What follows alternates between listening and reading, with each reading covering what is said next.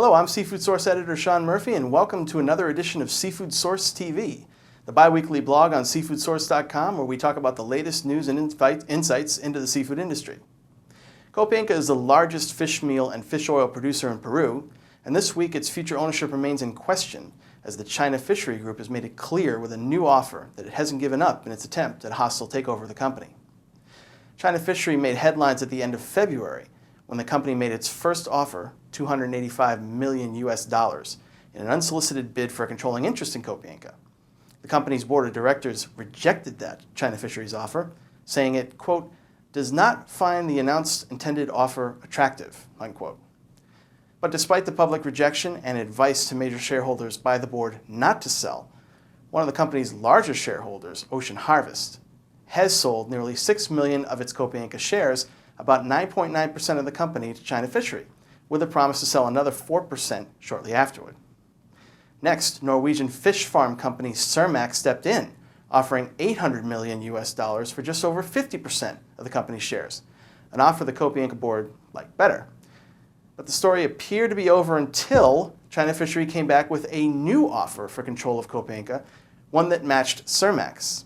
Now, Copeinca's board has to decide who they'd rather sell to, and they have until May 10th to make up their minds. Why is China Fishery pushing so hard? The Chinese in general have virtually no presence in South America in the first place. Is this the beginning of a push in that direction? Can we expect China Fishery or other Chinese companies to make more acquisitions in the South American market? Or is it simpler than that? Is it just that China Fishery wants to be more vertically integrated, to add its own fish meal producer to its farming operations so it can control and own every step of the process? Regardless of China Fishery's motives or what Copeinca plans to do, you can expect to see more on this story here on SeafoodSource.com.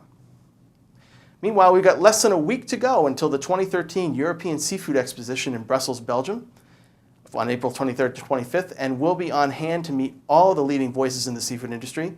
And if you're an exhibiting company, we want to hear from you. We'll be in Hall 6 at Stand 840, together with our sister product, Seafood Business Magazine.